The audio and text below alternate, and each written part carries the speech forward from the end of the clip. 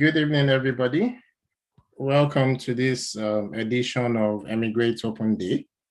If you can hear me, please just post on the chat to confirm that you can hear me. Thank you. Also, please post on the chat to confirm you can see my screen.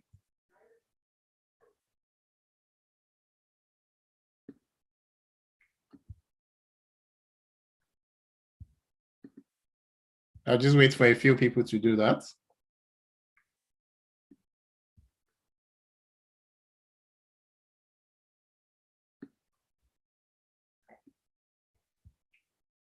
Can you hear me? Can you see my screen? Please post on the chat just to make sure we're fine. Welcome to this edition of Emigrate Open Day. Thank you. I see your messages. A huge welcome, and I would say welcome to our guest for today's edition as well. Antonia is in the room already, and she'll be coming up shortly. Thank you for sharing that. So welcome, everybody. Welcome to today's edition of Emigrate Open Day. My name is Bade Adeshemo. I'm co-founder and CTO of Social Lender, amongst many other things. And today we'll be going through a journey over a period of about 1 hour, where we'll be learning about tech-enabled pathway to relocation and settlement. It's a service of Bincom Dev Center called Emigrate. What is Emigrate? I know many people have asked that question. I know some people were even asking, what's the definition of emigrate? Emigrate is just a play on word of the word emigrate, but we decided to play a bit on that word, which is why you see emigrate written as with the, I see you, Antonia, as well. While emigrate is written with the number 8 behind it. Yes. So what is Emigrate? What we do at Emigrate is basically to help you become globally attractive. And there are 2 ways for that to happen, the way we've seen it. The first way is having a globally attractive tech profile or having a globally attractive tech-enabled business. So typically a startup or something like that. Something I must mention is I know many of us came into this room to learn about tech-enabled visas, but we believe that for our objective at Emigrate, the visa itself is only a side effect of something bigger. It's only a side effect of the question of you becoming globally attractive. The reason for that is very simple. Many economies all over the world are looking for people, talented people such as yourself, that can help them build their economy. And so they are happy to have you within their economy as long as they know you will be able to add value. And so, yes, you will learn about different visa pathway, particularly for the UK for today's edition, but we would like you to think beyond just the visa to see yourself as being globally attractive. For Emigrate is built for you if you are in tech, if you are passionate about what you do, particularly in tech, because we focus strategically, at least for now, on the tech-enabled pathways. So otherwise, you'll be frustrated if you are not in tech. But please understand that when I say tech, I didn't just mean the technical side of tech, which is technology. You can also be on the business side of tech, and even you can be on the investment side of tech as well. There are generally many different visa pathways for you that are available today, right? And very important also, Emigrate is built for you if you are interested in attaining global mobility. For us, Emigrate started as to solve a challenge that we saw internally, which was a lot of people working with us, a lot of people working for us, didn't seem to realize opportunities that they had available to them. Many of them remain unaware of it. Even when you tell them, oh, did you know you can qualify for this in a couple of months or in a couple of years and so on? Did you know that you can plan for this? They still could not believe it. In some cases, because of how our country has dealt with our mindsets, in some cases, because when they see the word exceptional, for example, they just don't think it's them they are talking about. And so what we've done with Emigrate is to build something around coaching, sharing of information, hand holding, a bit of strategy, a bit of planning, consultation, advisory, and very important as well, a community of like-minded people as well. Where we see Emigrate going in the future is that it would become its own startup. Solving problems of global mobility for African founders and particularly techies, and also helping individuals become globally attractive. For now, Emigrate is incubated by Bincom Dev Center, and we look forward to that time when it will become its own thing. Why Emigrate works is because what we are doing is helping you focus on being globally attractive. Yes, the visa may be what you're looking for, but don't forget that even when you do get the visa, you still need to earn income. You still need to add value. You still need to you still need to be able to work or run a business that will generate cash and so on. And so there's much more to life past the visa. But the visa, yes, may be the reason why we're having this open day today. But beyond that, there's much more to it as well.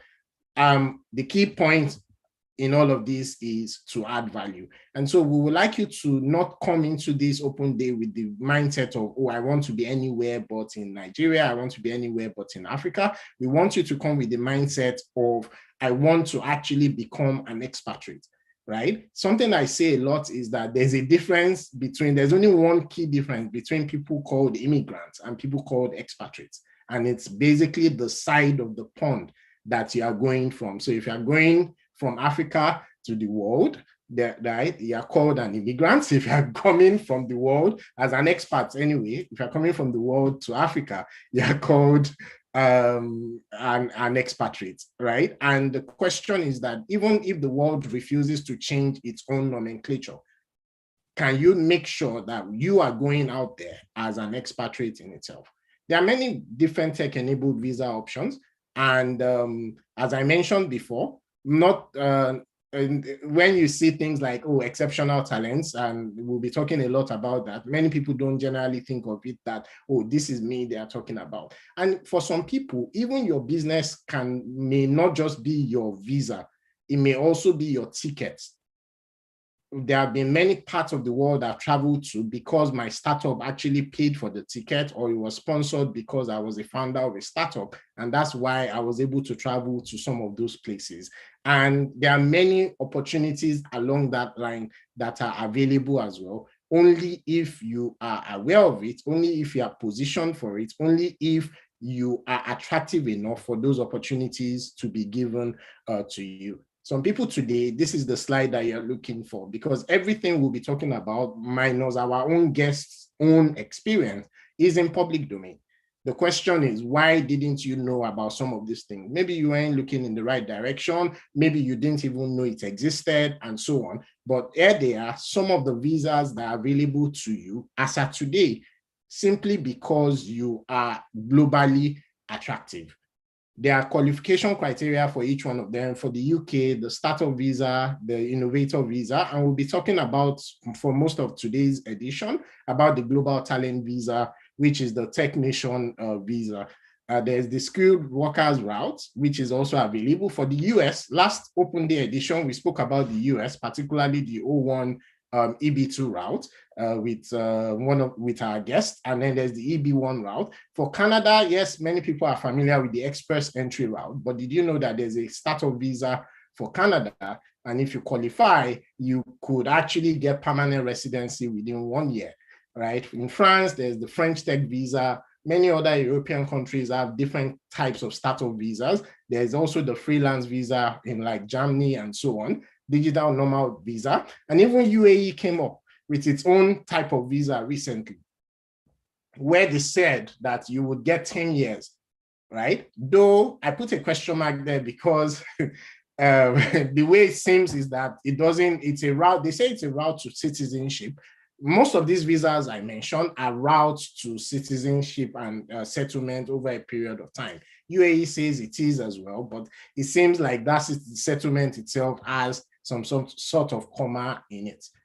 One of the questions we hope that you would answer today is, oh, what should you be doing? What should you be doing now as regards some of these visa options and opportunities that we are going to speak about, or we are speaking about today. One of them for us is the fact that you should plan, because depending on the number of years of experience, and it's not just your experience that counts, there are several other things that you have to, each one of these categories and each one of these visas are asking for. But depending on the number of years of experience and exposure that you have will determine the type of visa that you can target and you can probably apply for. For example, over a 2-year period, you can actually plan for the exceptional promise route with the UK. However, it is not, we are not saying it is easy to get, but if you do the right things every day, starting today, you would qualify easily for that type of visa. Within a 4-year experience, you can probably qualify for the exceptional talent version of the same visa, which is the global talent visa. And there are several others available as well. The key point is that know about what is available to you, and more important, plan for it and be positioned for it as well. For us as Emigrate, we do a lot of things for free, but with Emigrate as well, there are paid services and there are things that we do for free. Starting with the Emigrate community, we've created a community both on WhatsApp and also on Telegram. We've created communities on there where, I mean, people that are interested in these tech-enabled visas and all of that can interact and so on. The community, the free one, is not always open for interaction because it needs to be moderated and so on. So we open it from time to time for those kinds of interaction. We have a second community, which is the Emigrate Circle. This is a paid community. However, what that gives you is, I mean, interaction throughout in terms of some of the information you need, some of the discussions, requirements, and so on. The monthly open days are available as well. They are free to our Emigrate community, whether it's the free community or the premium community at this point. The open days are free to members of our community. We also have the personalized consultation. As I mentioned, the key things we focus on is sharing information, coaching, advisory, and so on. We are not immigration lawyers. We are not offering legal advice. What we are offering is giving you information that you would need to be able to take that pathway for yourself. So we have personalized consultation. We also have the Emigrate Standard package that comes with about 3 different levels of consultation. The way we see that working typically with some of our clients, first consultation typically is about, what do I need to qualify? Do I already qualify? What are the information that is available as at this point? These are all the things I've done in my past. What are the ones that are relevant? What are the ones that are not relevant? The second one is the second consultation typically would be about, gathering all of those information and then start packaging what it is. Because some people today you qualify, but you also need to be able to present yourself. You need to be able to package yourself in such a way for people to realize the value you bring to the economy. And then we have the Emigrate Premium Service, which is a 1 to 2 year journey, and holding, coaching, and so on, for you to become globally attractive and be seen as globally attractive over a period of time. And then we have customized versions of these services as required as well. If you're interested in any of this, you can go to that URL. First step is to indicate interest. Second step is to then request for any one of these services that are available. One of those services is the Emigrate Open Day. And what we seek to do with these open days is to bring guests that actually walk that path and to inspire our community to share information that from their own perspective, and more important, to share their experiences as well. And we have one of our guests today who will be doing that during today's session. The next edition will be on May 5, and we'll be focusing on North American routes. The next edition after that, we'll be focusing back on the UK. And then in June, I think it's June 2nd or so, North America as well, but particularly the student route in North America. So Emigrate Circle, I've spoken about that already. And we also have the Beacon mentoring platform. And one of the ways you can show yourself as globally attractive is by mentoring. But for example, with Technician, it has to be formal mentoring.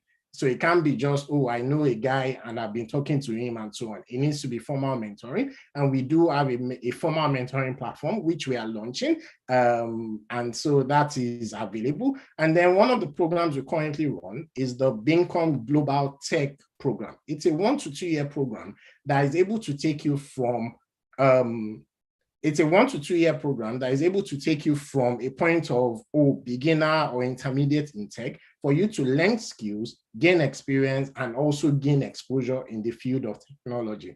The cost of that program is 1.2 million over the 1 to 2 years, but the company has something called the income sharing agreement. With the income sharing agreement, what that does is that you really don't pay anything when you're starting the program. You only start paying when you start earning high income in the field of technology. And so if you're interested in that, and the Emigrate Premium service I mentioned earlier comes as part of this particular program. If you're interested, you can send an email or you can request for any of those services. I don't want to keep our guest waiting for too long anymore. I've taken about 1 minute more than I wanted to. So I'll just introduce her and give her the floor. I think I've made you co-host already, Antonia. So I think you should be able to unmute yourself. Yes, I have. Hi, Antonia. Yeah, thank you. Yes. How are you doing? I'm fine, thank you. Good evening, everyone. Good evening. Thank you so much for being here.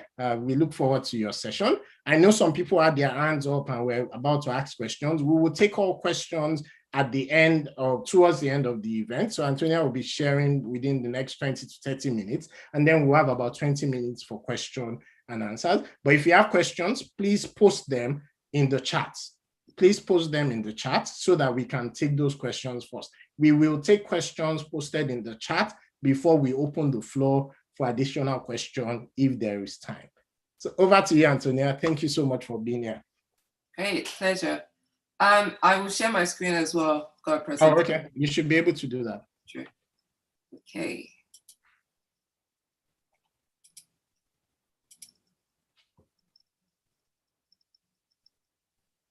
Okay, coming up now.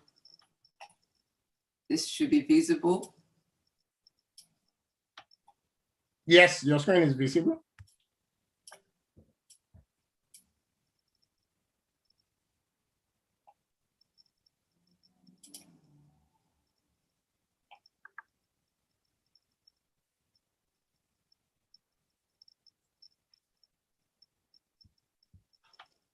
Okay, I thought that, okay, yeah.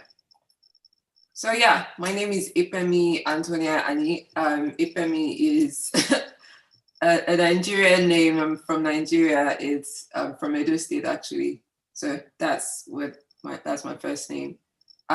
So I am a technician ambassador. I have done this for a couple of years now since I applied for the Global Talent Visa in 2015. But I just wanted to say a brief about myself. So yeah, I was born and raised in Nigeria. It's interesting that, Buddy, you mentioned about, you know, not knowing if you're exceptional talent when you see that sort of word, because I didn't have what was known as a technical background at the time. So I didn't know that, I didn't think that the visa was for me until I actually started to dig deeper into it.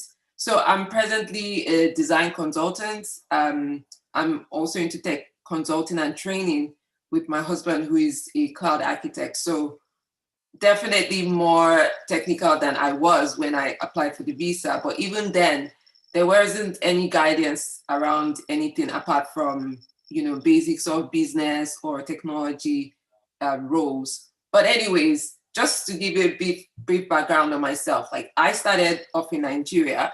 I self-taught myself as a graphic designer while I was in school.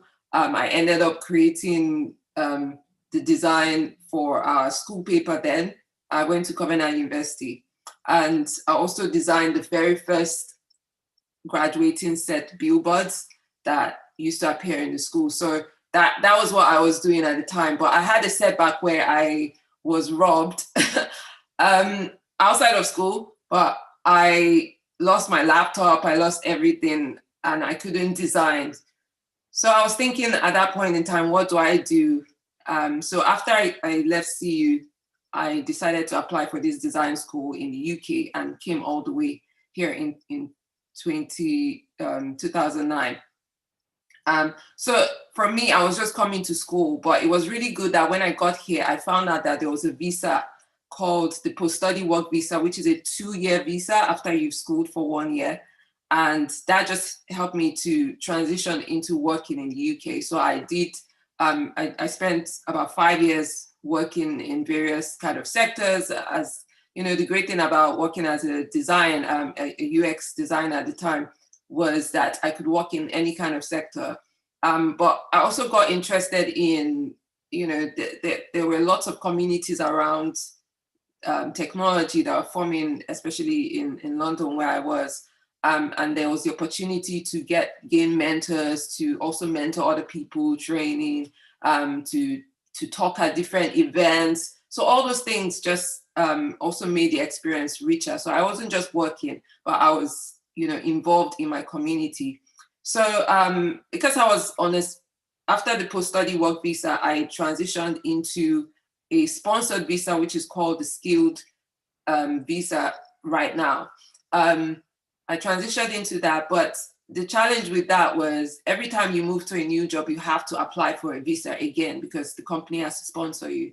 So I decided that, you know, I was tired of that. And I was literally at a crossroad where it was, I'm going to go back to Nigeria and, you know, forget about all the 5 years I've spent in this country and start again sort of from scratch, or I could try something else. So I was just thinking about what could I do?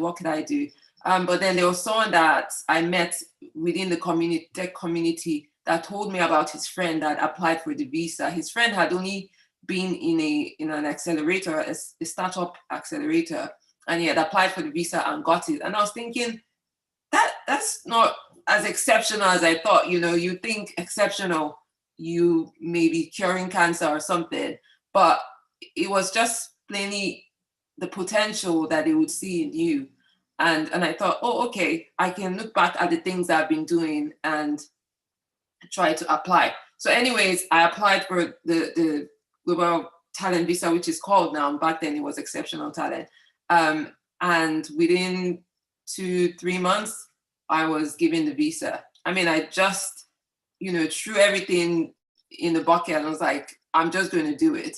And I did it. God was successful. And immediately, like the next day, I registered a business and started working in my own business from then.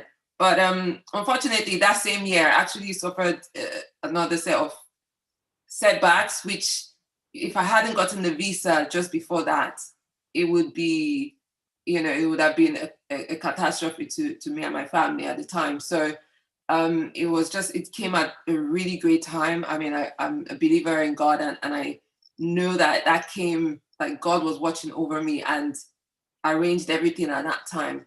So anyways, that happened, moved on. I mean, that's the thing about life. Setbacks happen, you just have to keep moving on. And up to this point right now, I worked again, did a bit of permanent job. Like I worked in a company for about 2.5 years, came out and I've started doing my own consulting and training again. And eventually, after all these years, I became a UK citizen. So my story doesn't necessarily have to be a story. For a lot of people, it's a shorter route than what I've done, like coming through school and all of that. But the opportunity that is being told to you guys today is that you can actually just jump straight into working. You don't have to go to school and then, you know, have a sponsored visa and so on and so forth. You can just go straight into working. And then after about 5 years, you will be able to apply for citizenship. So that's just a bit about me. I'll quickly move on to what I actually, the things I submitted. I'll speak a bit on that for the visa. So in applying for the visa, just a quick timeline. So I was told about the visa in July, and it's really important, like Barry was saying, that, you know, the opportunities are there, but sometimes we need to dig for information on, and there's an importance in listening to other people. Like I was part of this tech community, and if I didn't go for events, I probably would never have heard about it. So it's important that we network as much as possible, be humble enough to ask questions. And, that is how sometimes we get to learn about great opportunities. So I learned about that in July. Between July and August, I started gathering all the information, talking to people that I worked with, like people who could help me with references, because you need references for the visa.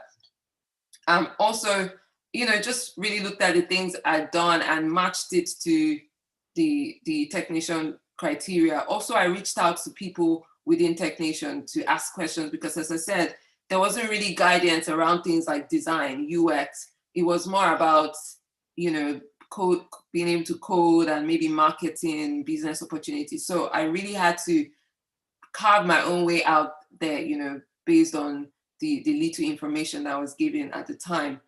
And then I just applied, and then by December, I was successful. So there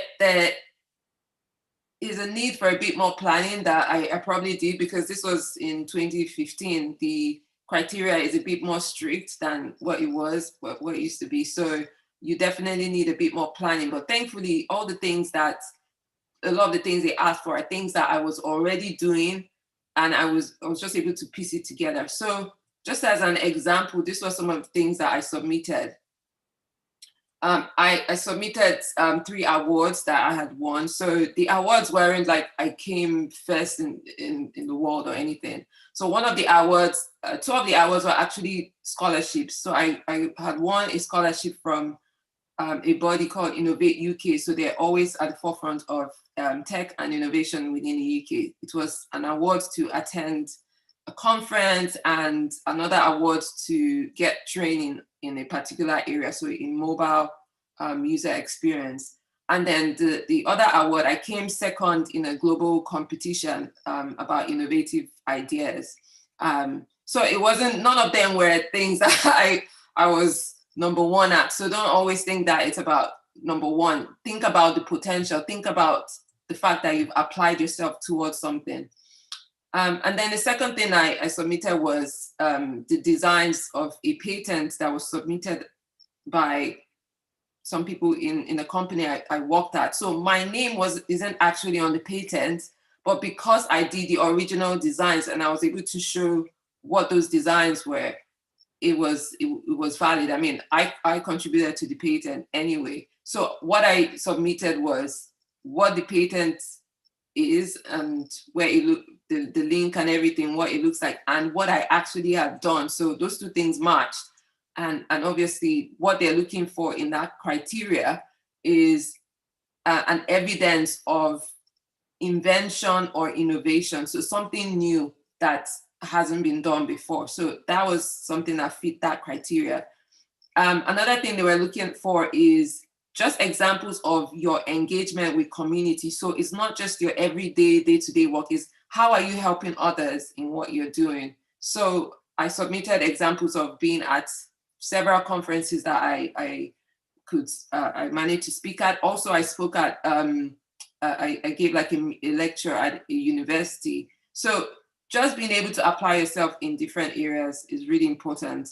And then also submitted 3 publications, which were things that I'd written online. So I'd submitted like articles around user experience to different sort of nationally known and internationally as well known sort of publications for user experience. So it was important that I submitted that because it's something I've done, and I just wanted to show that I'm interested, or I have contributed to knowledge in my field. And so yeah, that is a summary of some of the things they're looking for, like how you engage in the community, how you helping others, and then also how you advancing in your sector, like different kind of things. I also want to mention at this point that technology, don't see tech as this is one sector that is just somewhere that is not what I do. Like you can apply technology in every sector. the fact that the thing that makes it tech, obviously, is that you're contributing to the creation of software that enables solutions in these different sectors. So it could be in health, you could be, if there's someone here today that you work in healthcare and you're thinking, how do I get into tech? Just have a thought about how, whether it's a piece of software or something that could help, that could solve a problem, be it in Nigeria or anywhere else, and develop a story, a vision around it. That could be your startup idea. That could be a technology business, but in that sector. So it doesn't matter where you are right now. You can apply tech in wherever you are. So anyways, the picture on the side was I actually became a face of the technician visa scheme at the time. So this is like many years ago. So just in terms of a general guidance, so that is the government site. That is gov.uk/global talent. You can go there and just learn for more information. There are three main areas that you can apply for the global talent visa, but we're talking about technology here, which is the technician.io. You can go there and learn about the criteria. You must be at least 18 years old to apply for this visa. And you can live and work in the UK for up to 5 years at a time. So you can apply for 5 years at once. After 5 years, you can apply for permanent residency. And then after spending 1 year, you can apply for citizenship. So that's a total of 6 years to become a British citizen with this visa. The total basic cost here is £602, I think, which is an estimated 400K. I mean, it's split into two. So there are two parts to this. You need to apply first to technician for endorsement, what they call endorsement. And once you get that, you apply to for the rest of the visa. But that really helps in terms of splitting the costs so that you're not paying the whole 400K at once. It's step by step. But also there are other costs that could apply depending on if you're coming with your family or or how many years. For some people, they've applied for 3 years. I applied for 4 years because I knew I was going to qualify for the permanent residency in time. I didn't need 5 years. So it just depends because you need to pay for NHS surcharge here in the UK. So yeah, this is basically what I would say is a general sort of guidance in terms of if there's someone here today that says, I want to apply for this today, these are the places you need to go. And then in summary, I think it's really important that we have a positive mindset.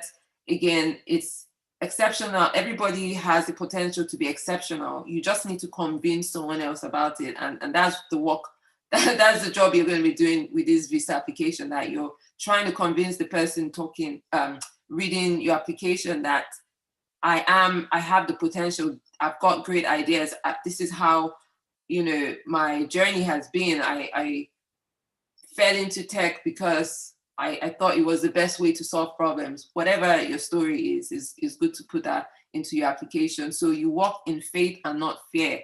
Do your best. Put it out there. If you won't get anything if you don't try. I mean, that is a 100% guaranteed fail if you do not try. So walk in faith, not fear. Do your best. And the second thing I think is really important, because people come to me asking questions all the time on LinkedIn. And one of the first things I ask people is, have you read the criteria? Because you cannot, you won't know until you dig deep into it. If someone cannot give you all the information that is needed, you need to go and find out yourself. Read the criteria thoroughly. They've gone through, they've made things as plain as it can be. I know some things might still be confusing, so that's why we're sort of here to answer questions, to guide you through and all of that. But make sure you read the criteria so that, number 3, you can write out and you identify and write out the criteria that applies to you now and the ones you have the opportunity to build in the coming year. For example, they've got a mandatory set of criteria and an optional set of criteria that you have to submit evidence for. So, for example, if there's a criteria that says demonstrate how you've help people in the community, in your tech community or something, and you think, oh, I haven't done anything, I've just been working. You can think about it like, okay, I want to apply at the end of the year. What do I do in the next couple of months? So I've listed some examples there. You can run a tech event yourself. Everybody is online these days. Just do a webinar or something. You could identify people that you can help to train in the community. There are lots of opportunities for people out there, like, your children that might have missed on education due to the pandemic situation, train them on something. Or you can volunteer for an organization, GitHub, start posting in forums, answering people's questions. There are lots of things that you can start to do to just apply yourself into preparing for the visa. So yes, ideally give yourself 6 to 12 months to plan before applying, because 400K is not small money, even though it's split into manageable chunks, but you want to be as successful as possible. So yeah, this is all from me today, and I'll be happy to get any questions that you have. Thank you. Thank you so much. Thank you. I think a virtual round of applause will be useful at this point. I know many of us still can't unmute ourselves, but thank you so much, Antonia. I know that many people have questions. I'm already seeing a couple of questions in the chat, but I wanted to ask one, or it's actually in 3 forms, and it's a question I like asking every guest we have on the Emigrate Open Day. We have 3 types of audience in this call today. We have people that are just getting into tech. They are beginners, they are newbies, they have maybe 1 year experience. They are wondering what they need to do next. And part of what we try to say to them in Emigrate is, oh, you can plan for this, but we would like to hear from you what's, from your own perspective, what can they practically do today for them to be able to qualify in years to come. We have a second set of people who are people that, already in tech, a couple of years of experience, they've done some things in the field of technology, maybe not public artifact and stuff like that. What are the things that they can do? And then we have people on this call who have been in tech for years, 10 years, 15 years experience, and they also are wondering, oh, would I qualify for something like this? What are the things I would need to do? I don't know if you could speak to each one of those audience. Okay, for the beginners, in fact, for anyone, I think if you're at this point in time where you're learning about this visa, you're considering it, like I said in my slides, go to the site and read what the criteria is. So what you're going to try to do is to walk, it's almost like they call it backcasting. So what you see there is where you want to get to, and then you come back to the present and say, these are the gaps, these are the things that I won't be able to provide evidence for. So how can I start to gather, walk towards getting that sort of evidence? Like I said, an example is you need to demonstrate that you've actually helped your community. You've been a part of a community by writing something about your work or training, mentorship, being, helping others, not just working. So if that's where you are, you need to change. No matter how many years of experience you have, if you have 1 year of experience and you've just started working, great, you can apply.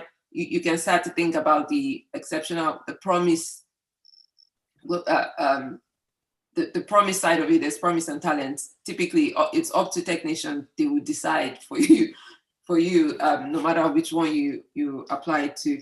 But typically, the promise means that you're definitely applying for 5 years for the visa. So yeah, I think that even if you have 1 year of work experience, you need to start looking for how to be a part of your community there's just so much information online these days that you can't afford to stay in one part of the world and feel like, oh yeah, there's nothing I can do.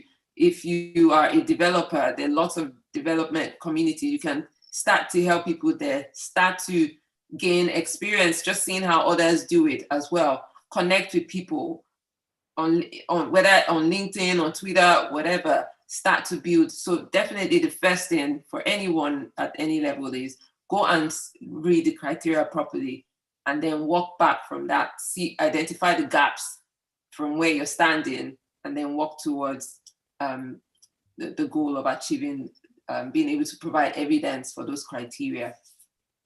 Thank you so much. So someone is asking that, do I have to first come in as a student to the UK before I can apply for the visa? I think No, I was just giving my own story. Like I took a long path. Obviously, when I first came to the UK, that visa wasn't existent. But it's there now, and if you want to do it, it's straight up, you get it, you're going to start working in the UK. Of course, when you come here, you can decide to go to school. If you feel like, oh yeah, now I can go to Cambridge or whatever, you can go to school. The visa does not restrict you from schooling, but you don't have to first get a student visa and then get a post-study. I mean, the good thing is that they brought the post-study work visa back, but you don't have to go through that route. If you feel like that is more, it's a thing that is more possible for you, great, but that's not what we're talking about here. What we're talking about is this visa that just, once you get it, you will be able to work in the UK. Okay, thank you. And then we have someone on the chat as well, who is, I believe, an MSc student, restricted to working for just about 20 hours, and is wondering what are the things I can do now for me to be able to qualify for this sort of visa. Can I even qualify? Is it someone like me they are looking for? Sorry, I didn't get the first part of that. Is it what? Okay, I can just read this. For example, if you're only doing an MSc, which is for 1 year and 20 hours limited time of work, tech companies kind of want people who can do full time. So it's kind of hard. So he's basically asking to say he's doing masters in the UK. Yeah. What can he do right now, or what are the things he can do so he can qualify either now or in the future? Masters in what? Oluwale, I believe you're still... yeah, so it's masters in data science. So my question is, obviously there is the postgraduate route. When after you graduate you can get that 2 years, but then I was quite intrigued hearing about this other route that you talked about, that you can actually apply for 5 years rather than go through the 2 years before then going to the 5-year route. So I wanted to know, say, if you graduated at the moment, after you've graduated for the 1 year course that you're doing, can you go straight and apply for this global talent without having an experience here in the UK? Because the person I've just come from Nigeria, and I do have experience in tech, but not obviously here in the UK. How would that affect me? Yeah, anybody, you can switch from that. As long as you're in the UK legally, you are able to switch into the global talent visa. So you can apply directly for it. But you haven't got any experience here in the UK. Would that be like acceptable? You don't need experience in the UK for the global talent visa. We have people that apply from Nigeria for that visa. What I would advise is for you to take a look at some of the requirements. The key thing is for you to meet the requirement, whether you are currently studying or you are already been working, or you were working in the past and then now switch to studying as well. The key thing that they want to see is that your profile matches the type of people that they are looking for. And there are things that they will look at. Have you been recognized in your field? Have you been, do you have public artifacts? If you're a developer, what kind of things do you have on GitHub, and so on and so forth. There's a lot of information on the technician site that you should probably also take a look at, but your student visa does not restrict you from applying for this particular route. And we know of people that have jumped from student visa to the exceptional promise visa directly. Okay, thank you so much. You're welcome. Yeah, I mean, the only people that can't switch to the visa is if you're in the UK on a visit visa. So you have to go and apply in Nigeria. if you are there on a short-term student visa, like a 6-month course or something, you can't switch into it. But if you're there on a full-term master's course or something like that, you can definitely switch to this visa. Mm-hmm. And just to clarify, they can go back to Nigeria to apply from Nigeria, right? Yes. Okay. Yes. Yeah. So, okay. So I have Leo. It's a similar question, but I guess from a different perspective. If you are going through the student route, e.g. postgraduate, how does that help in the path to settlement? Or what is the best route if you are going to the UK for postgraduate studies? The post-study work visa after school does not add, your schooling doesn't add up.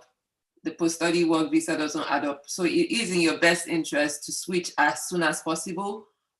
Because again, like I said, I went through that path. So I know that I had at least 3 years that didn't qualify for citizenship. So towards a permanent residency and then citizenship. So I think I wish someone had told me then as well, like the earlier you switch into a work visa, the better for you.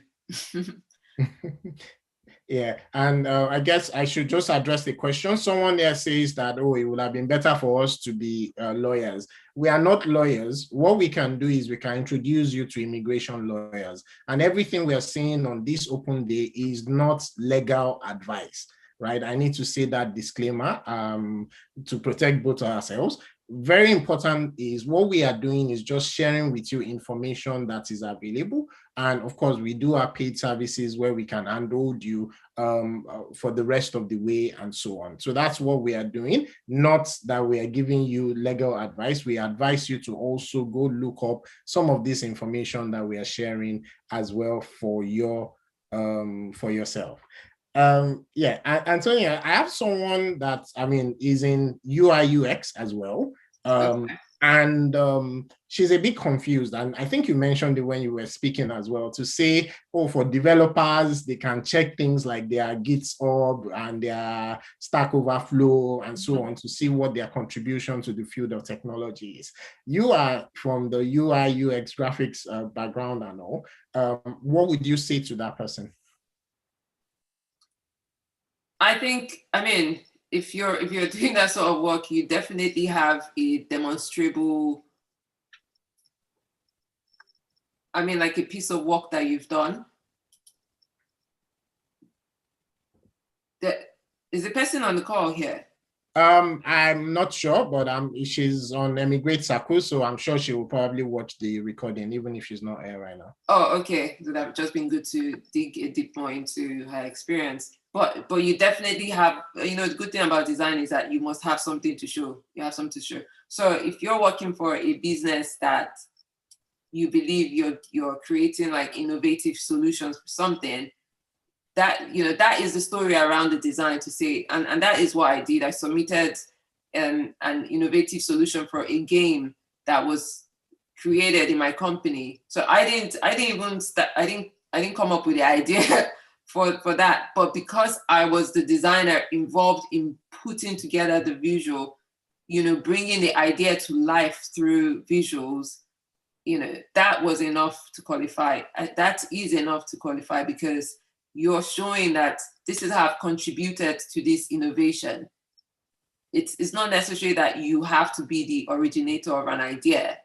And I think that's what a lot of designers working in companies do. Of course, if you have your own startup as a designer, you can, again, make that story yours as well. Like, this is why I created my startup to solve this problem. And these are the designs, I think we have to, there's, you can look, we are in a way at an advantage in some sense, because unlike codes that I don't know how they test whether the code is working or not, but for a design, you can clearly see like what that is. So yeah, it's actually, if I would like to talk to that person directly just to understand where they're coming from, but yeah, I think it's really a bit more straightforward in terms of showing what the kind of work you've done. Okay. Okay, I would probably take you up on that. I see a question here. What of health technology? How do I show evidence? Do you have some insights or some ideas to share? That's a very broad question. What's health technology, and what is it that you do as part of that? Are you a growth marketer? Are you the developer? Are you the designer? Are you I don't know, the business development expert, manager? What is it that you do? So yeah, that has to come with more specific. I think we have a bit of time, so I guess the person that asked the question, you can unmute yourself and probably just answer that to get. So that's Alim. Oh, okay. He sent it on the chat. I've developed hospital management systems for private practice. Okay, as the developer. So what you need to show is the working code, and it'll be good. I think they ask sometimes for reference from maybe that business to say, oh, this person did this for us or something of the sort. So what they're looking for is that you created a product that you didn't just consult and say, hey, this is the kind of product you should do. They don't want any sort of consultancy. They want people that actually get their hands dirty and build something. So yeah, you definitely have something there that you can build on. So keep read the criteria again and then see how you can, let's say, sell what you sell yourself. Okay, and I would also say take a look at, there's a section on the criteria page that you should probably take a look at. For each one of the criteria, you will see a section that says, how do I show that I am this for each one of the criteria? I would advise that you please read that. One of the things I find is that many people don't read. Many people don't even get to that section of the page, and it's a bit surprising. But Antonio also mentioned that. I have a question here that says, the language of the eligibility confuses me. You need to show you've been recognized by others as being a potential talent. How can I show evidence? So I've answered your question already. If you go to the site, you will see a section where they say these are examples of about 10 or 15 different examples of things that you can show. So Kenneth, please just take a look at the site so we don't repeat ourselves and we can get to other questions. Emmanuel says, I recently delved into product management and I have not gotten a job yet. What can I use as proof of concept or evidence in this case? Antonio, I don't know if you want to take a stab at that.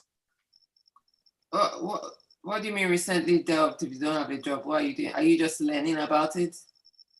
I think so. So I think this is somebody with 0 years of experience. And I don't think you're definitely not ready to apply. Again, we're saying that you need to plan ahead. So if you're just learning about it, you haven't gotten a job yet, well, keep working at it. You don't have to apply just in Nigeria. You can apply for jobs around the world. I mean, we're becoming a bit more smart in terms of remote working. So apply for jobs anywhere you can and see how you can actually get working.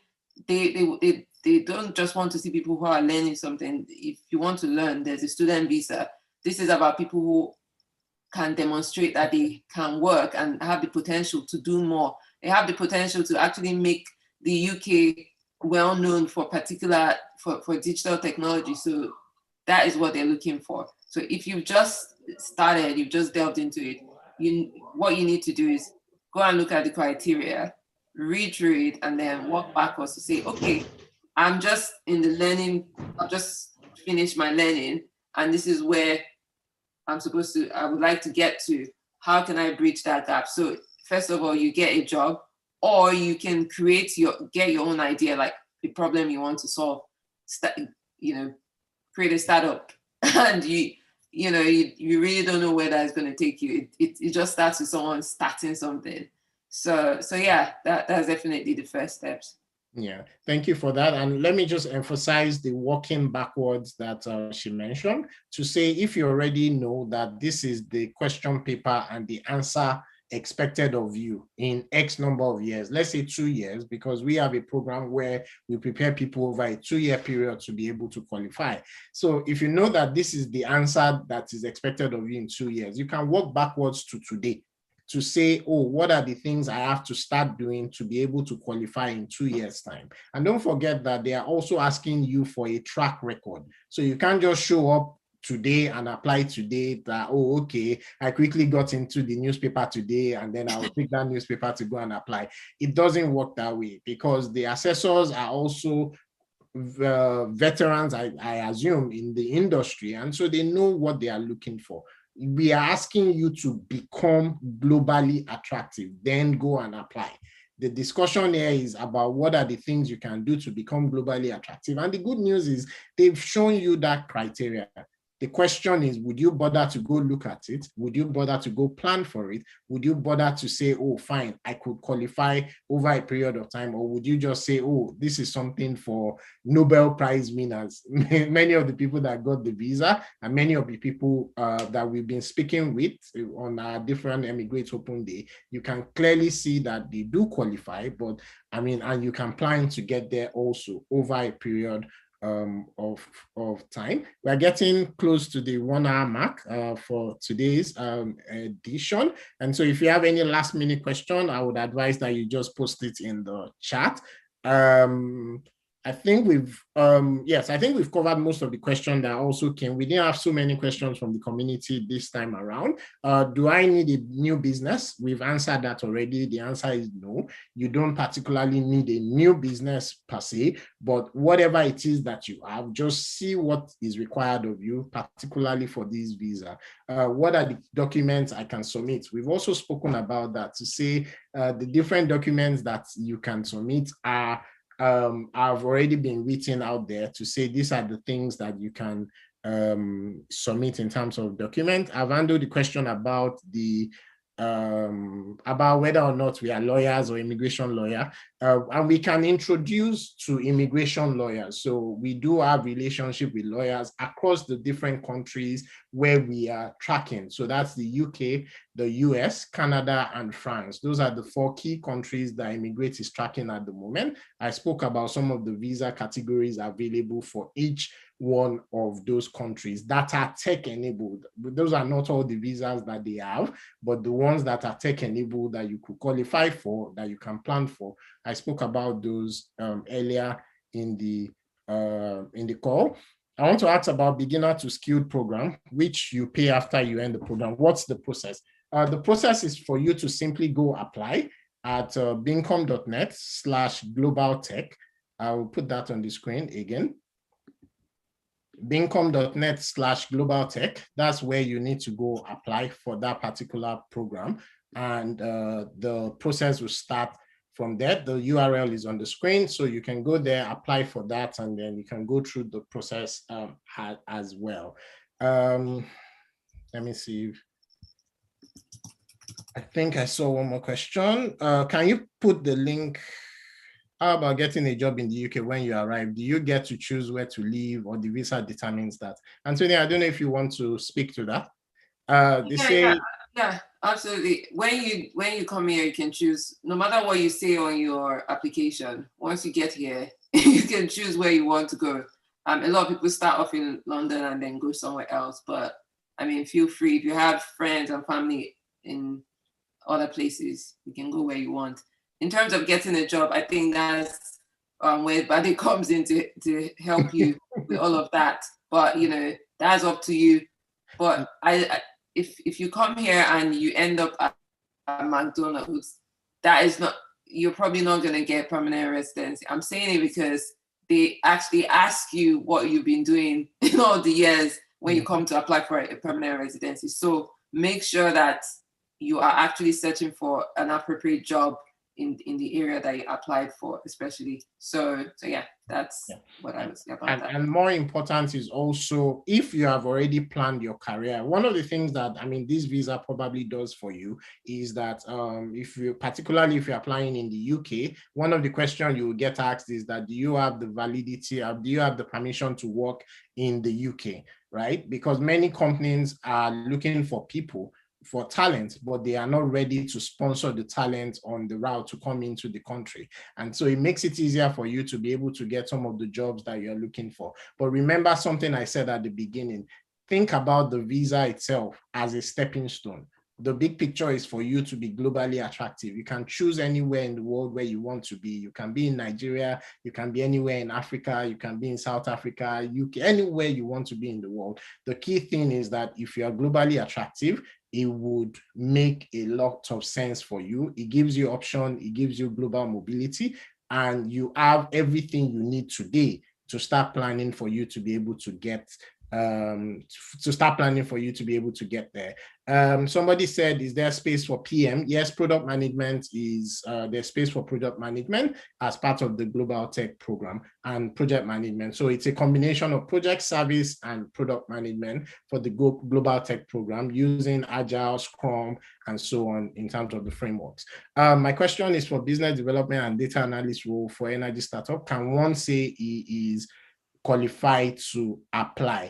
We wouldn't know that, Mofe, because you need to then look at the requirement and compare it with what are the things that you are able to do. It's an energy startup, but don't forget that you need to show that you are you are making a difference within that startup. You're a senior executive within the startup. Your business skills could qualify you. And if you look at the criteria page for technician, you would see where it talks about that.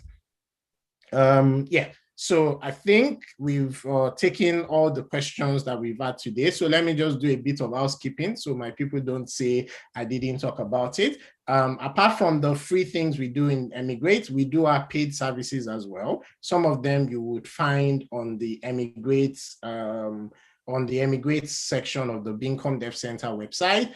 Some of it is the consultation services, the standard package, and the Emigrate Premium service as well. If you're interested in any of those, you will find more information on the bincom.net /emigrate or blog.bincom.net /emigrate pricing. And you would find as much information as you need about some of the things that we can do to augment your process. But nobody can plan your career for you. You have to do that. The key thing that we are able to do is handhold, coach, and so on, which are things that you may need in addition to this information that you have gotten today. Anthony, I don't know if you have any last words before we close today's session. Yeah, my last word is don't look at any self-imposed limitations. You all have the potential to apply for this. I think it's thanks to Oluwole for posting the actual technician visa guide. That's really important that you go to that link and read it. It is the quickest way to get in permanent stay in the UK. So look at it, read it. If you have any questions about what's in there, you can ask us. You can set up meetings with Bade and just really go in depth into some of those things. So you can work one-to-one more like. But yeah, walk in faith, not in fear. That's my last word on that. Thank you for that, Antonia, and really appreciate your spending your evening with us today. For me, I would say plan. Antonia has spoken about the spiritual side, I know, but also plan. There's a Bible verse I like, which is about preparing for battle, but the battle is the Lord's. And you have this information today. For some of us, we may have been hearing about it. The question is, are you going to take action? And when we say take action, you don't have to come through the Emigrate service and all of that. There's a lot of information in the public domain, right? You can take a lot of action by yourself. But if you need a little bit of help and all of that, we're also available for that. With that said, thank you very much for coming this evening to everyone on the call, and do have a lovely rest of the evening. We can continue the conversation on the Emigrate community while it's open. Thank you.